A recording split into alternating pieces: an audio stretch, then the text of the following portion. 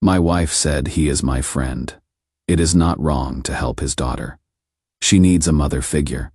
I handed her the divorce papers and said perfect timing because Sophia's about to need a new babysitter. I am Nash, 36M, financial advisor in Charleston. Been married to Kendall, 33F, for 8 years. We have been struggling with infertility for 3 years, which has been rough on both of us, but I thought we were handling it together. About 4 months ago, Kendall started volunteering at the community center. Said she wanted to give back and be around kids, since we couldn't have our own yet. I supported it completely, seemed like healthy coping. She was helping with after-school programs, weekend activities, really threw herself into it. But then things started feeling off. She would come home later than expected, always had her phone face down, started talking about the families she was helping with this weird intensity, particularly one family, Mateo and his 8-year-old daughter Sophia. Mateo's a restaurant manager whose wife died 2 years ago, and Kendall kept bringing up how hard it must be for him to raise Sophia alone. That poor little girl needs a mother figure, she would say. Mateo's doing his best, but men just don't understand what daughters need. Now, my dad left my mom for his secretary when I was 14, so I have got some trust issues when it comes to sudden changes in behavior. Call it paranoia. But I have learned to pay attention when something feels wrong. 3 weeks ago, I decided to drive by the community center after one of her volunteer sessions. Her car wasn't there. I called her cell. She said she was still at the center, helping clean up. I could hear restaurant noise in the background. That night, I started really watching. Phone bills showed dozens of calls to a number I didn't recognize. Credit card showed charges at Mateo's family restaurant, Coraz N, on days she claimed to be volunteering. Her laptop had Google searches for helping single fathers and blended family dynamics. I am a financial advisor. I analyze patterns for a living. This pattern was crystal clear. Instead of confronting her immediately, I did what I do best. I called my buddy Grant, who is a divorce attorney, started documenting everything, opened a separate bank account, and moved half our savings. Changed my direct deposit, took pictures of her phone when she was in the shower. Got a PI to follow her for 2 weeks. The PI's report was thorough. 3-hour lunches at Mateo's restaurant, picking up Sophia from school, evening visits to his apartment above the restaurant. She was playing house with another man's family while lying to me about volunteering. But I waited. I wanted her to ask for what she really wanted. Yesterday, she brought up Mateo and Sophia again over dinner. I have been thinking, Nash, that little girl really needs stability. Mateo's struggling financially with the restaurant, and Sophia needs guidance. I think we should help them out more. Help them how? Well, I could spend more time with Sophia. Maybe help with school pickup, homework, girl stuff, and maybe we could invest in the restaurant. Give them some stability. She wanted me to bankroll her affair and help raise her boyfriend's kid. The audacity was breathtaking. You know what, Kendall? I think you are right. Sophia does need stability. I went to my briefcase and pulled out the manila envelope Grant had prepared. Divorce papers, financial asset division, and a flash drive with the PI's photo evidence. Here is some stability for everyone involved. Her face went white. Nash, what is this?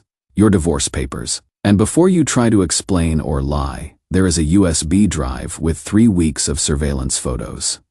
You picking Sophia up from school, you having lunch dates with Mateo, you leaving his apartment at midnight on Tuesday. She just stared at the papers, mouth open. The good news is, you can help raise Sophia all you want now. The bad news is you will be doing it without my financial support or my house. Nash, please. It is not what you think. We are just friends. Sophia needed Kendall. Stop.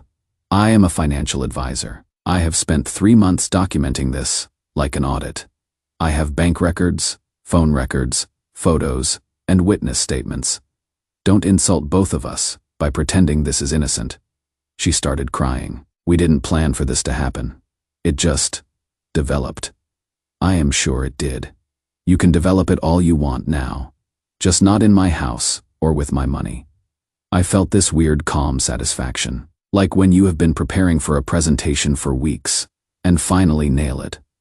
3 months of investigation, legal preparation, and strategic planning had led to this perfect moment. She kept the papers and left to think things over at her sister's house.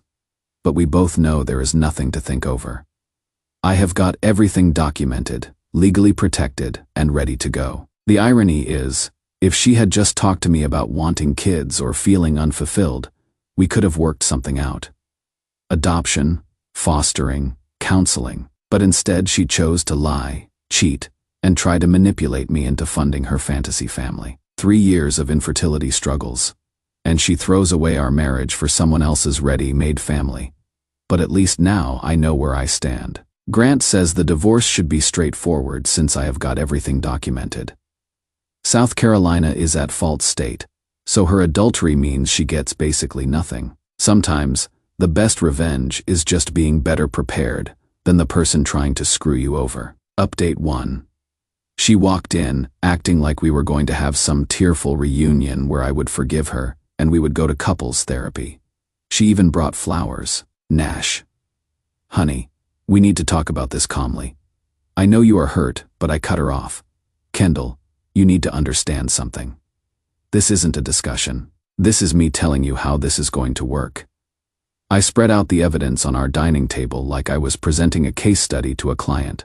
Phone records highlighting the calls to Mateo, credit card statements showing the restaurant charges, photos from the pie showing her leaving Mateo's apartment building, bank records showing the money she had been spending on Sophia's clothes and school supplies. Her face went through about 5 different expressions as she realized how thorough I had been. You have been playing house with Mateo and Sophia for 3 months while lying to me about volunteering. You have been using our joint account to buy gifts for his daughter. You have been telling him you are divorced while sleeping in my bed every night. She tried to interrupt, but I kept going. Here is the best part, Kendall.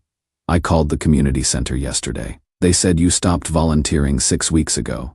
So when you have been telling me you are at the center until 8 p.m., you have actually been having dinner with your boyfriend and his kid. That is when she completely lost it. Started crying, saying it just happened. That she never meant to hurt me. That Sophia needed a mother figure and Mateo was so lonely. So lonely that he has been dating a married woman who has been lying about her entire life. He doesn't know I am married. Nash. I told him I was divorced because what? Because married women having affairs sounds worse than divorced women dating widowers. She actually tried to justify it. I was going to tell him eventually, after we figured out what we wanted. What you wanted, Kendall. You figured out what you wanted. A ready-made family without having to deal with the man you married. Then she hit me with the manipulation I had been expecting. Nash, we have been struggling with having kids for years. This could be good for both of us. Sophia needs stability.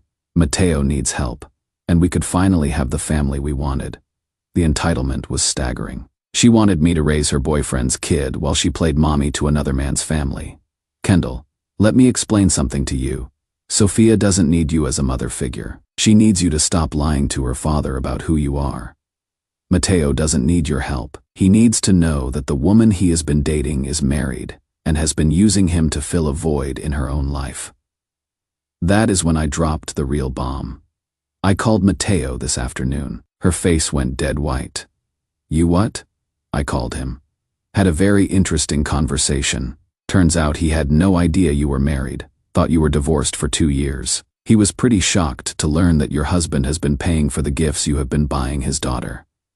She started hyperventilating. Nash, you had no right. I had every right. You involved him in your lies. So he deserved to know the truth. The conversation with Mateo had been painful for both of us. He is a good guy who genuinely thought he was dating a divorced woman who loved his daughter. Finding out she was married and had been lying about everything devastated him. S.E. or Coleman, he had said. I am so sorry. I never would have. She told me you were divorced. She said you didn't want children, and that is why you split up. Even through my anger, I felt bad for the guy. He had been manipulated just as much as I had. What did he say? Kendall asked. Like she was afraid to hear the answer. He said he never wants to see you again. He said he cannot trust you around his daughter anymore. He said he feels sick knowing he was involved in destroying someone's marriage. She broke down completely. then full sobbing, begging me to call him back and explain the situation. Explain what situation? Kendall, that you are a liar who manipulated both of us. That you wanted me to pay for you to play house with another family. That you threw away 8 years of marriage for a fantasy? It wasn't a fantasy. I love him, Nash. I love Sophia. We could have been happy. You could have been happy. Without caring about anyone else's feelings or consent. That is not love, Kendall. That is selfishness. She spent the night at her sister's again. Her parents called me this morning. They had heard her version of events and wanted to understand what was happening. I sent them copies of the evidence. Her father called me back an hour later. Nash, we are disgusted. We didn't raise her to be like this. You have our support in whatever you decide to do. Even her own family is appalled by her behavior. Grant says she is going to fight the divorce proceedings, claim it was just an emotional affair that never got physical. But the photos show her leaving Mateo's apartment at midnight multiple times. Good luck explaining that to a judge. The weird part is, I am not even angry anymore. I am just relieved. Like I have been carrying around this weight for months and finally get to put it down. I know exactly who I am dealing with now, and I know exactly how this ends. Sometimes the trash takes itself out. You just have to be patient enough to let it happen. Update 2. This is getting crazier by the day. Kendall showed up at my office yesterday morning, completely unhinged. My assistant buzzed me, Mr. Coleman. Your wife is here demanding to see you, she seems. Upset. Upset was an understatement. She stormed into my office, looking like she hadn't slept in days. Nash, you have ruined everything. Mateo will not talk to me. Sophia keeps asking why I cannot pick her up from school anymore. You destroyed an innocent relationship. Innocent, Kendall. You were having an affair. There was nothing innocent about it. It wasn't an affair. We were helping each other. He needed support raising Sophia. And you needed what? A ready-made family so you didn't have to deal with our actual problems. She started pacing around my office like a caged animal. You don't understand what it is like. Nash. Seeing all my friends with their kids, going to baby showers, watching everyone else get what we cannot have. Mateo and Sophia needed me. They made me feel useful. So instead of talking to your husband about these feelings, you decided to lie and cheat. I wasn't cheating. We were building something beautiful together. I pulled up the photos on my computer. Kendall, you are leaving his apartment at midnight on a Tuesday.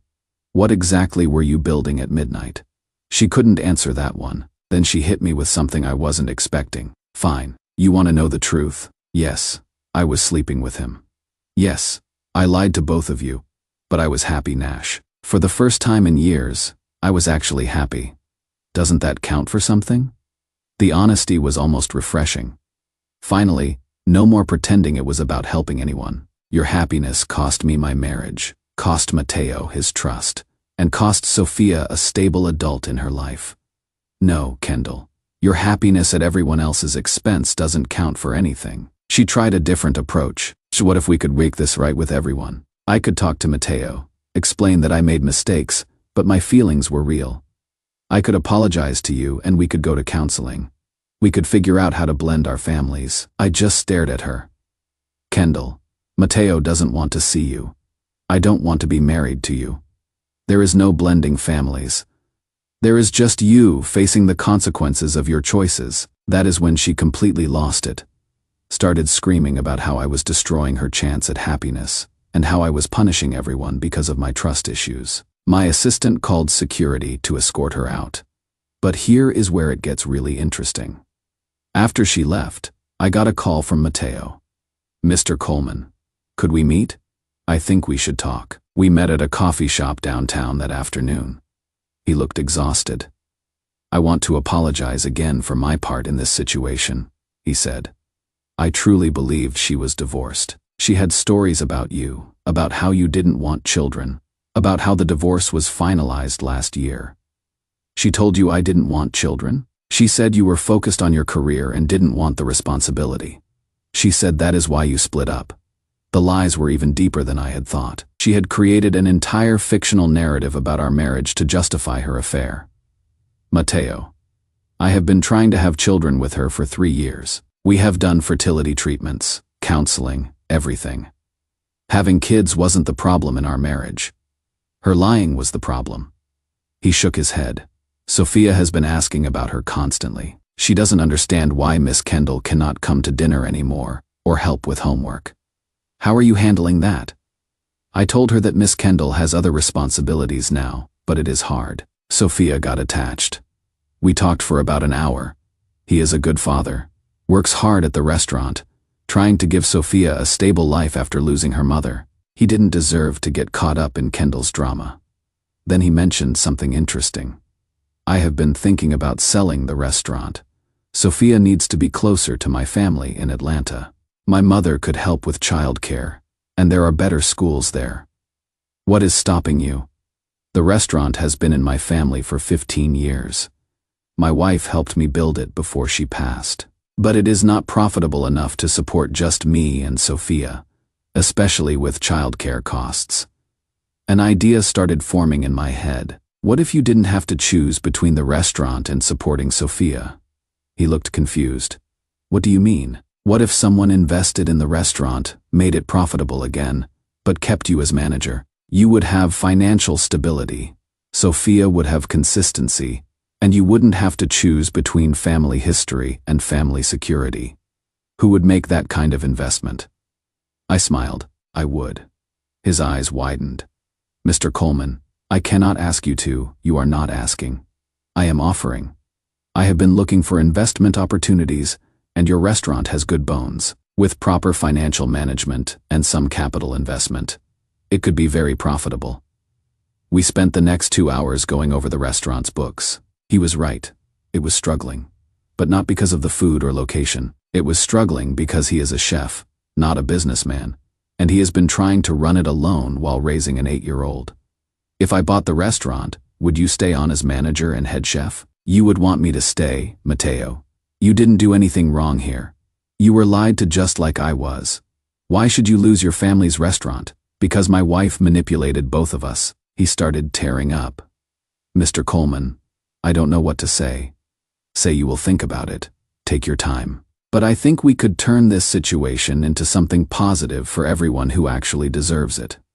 When I got home, I called Grant to discuss the business acquisition details. He thought I was crazy at first. I want to invest in a good business opportunity that happens to belong to a man who was deceived by the same woman who deceived me. That is either the most mature thing I have ever heard, or you are having a breakdown. Maybe both. But it makes financial sense, and it helps a good father provide for his daughter. Grant's drawing up the paperwork now. Mateo and I are meeting tomorrow to finalize details. The irony is incredible.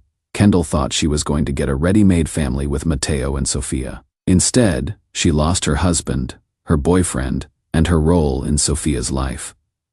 Meanwhile, Mateo and I are building a business partnership that will provide real stability for his daughter. Turns out the best way to help Sophia wasn't to steal someone else's wife. It was to work with someone who actually understood what family responsibility looks like. Final update. It has been 6 months since I handed Kendall those divorce papers, and I figured you guys deserved to know how everything turned out. The divorce finalized 3 months ago. South Carolina's adultery laws meant Kendall got basically nothing except her personal belongings and her car. She tried to fight it, claiming the affair was emotional only. But those midnight apartment photos made that argument pretty weak. Grant handled everything perfectly. Kendall ended up moving to Atlanta with some guy she met on a dating app 2 weeks after our divorce was final. Apparently, she told him she was escaping an emotionally abusive marriage and starting fresh. They got engaged after 2 months. I hear through mutual friends that she is already complaining about his kids from his first marriage being difficult to bond with. Some people never learn. But here is the good news. The restaurant deal worked out better than I expected. I bought Corazon from Mateo for a fair price that paid off his debts and gave him a fresh start. He stayed on as manager and head chef. I invested another 50 grand into renovating the kitchen, upgrading equipment, and hiring a proper bookkeeper. We also brought in a marketing consultant to improve our online presence. The restaurant is now profitable for the first time in 3 years. Mateo's getting a good salary plus profit sharing, so he and Sophia have real financial security. She is in a better school district now that they can afford it, and Matteo hired his cousin Maria to help with after-school care when he is working late. The weird thing is, Matteo and I have actually become friends through this business partnership. Not best friends or anything. We don't hang out on weekends, but we respect each other. We both got manipulated by the same person, and we both chose to build something positive instead of staying bitter. Sophia's doing great too. She is 8. So she bounced back from the Miss Kendall situation pretty quickly. She loves helping at the restaurant on weekends, and Matteo's teaching her to make tortillas. Kid's got a bright future. As for my personal life, I am dating someone new. Her name's Rebecca. She is a pediatric nurse, and she knows the whole story. We met at a charity event for children's literacy.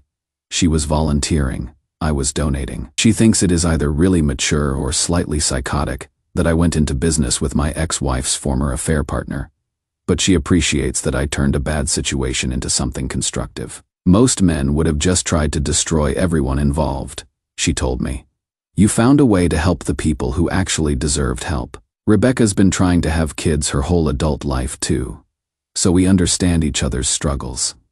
We are taking things slow, going to counseling together, being honest about our fears and hopes. It is nice to be with someone who sees partnership as teamwork instead of competition. The funniest part of this whole situation is that Kendall occasionally calls Matteo, trying to check on Sophia or see how everyone's doing. He just hangs up on her now. Sophia doesn't ask about her anymore. Last month, Kendall's sister told me that Kendall's new marriage is already struggling because she expected his kids to accept her immediately, and she is frustrated with their behavioral problems. She apparently told her new husband that she has experience with children because she helped raise Sophia.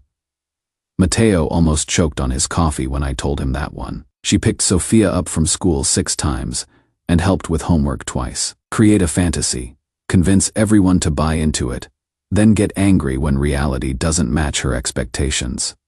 The real success story here is Sophia. She has got a stable home, a good school, a father who can provide for her without constant stress, and a business that will help pay for her college someday. None of that had anything to do with Kendall's help. It came from her father's hard work and some strategic business investment. Sometimes the best thing you can do after someone betrays you is prove that your life gets better without them, while helping the people they left behind.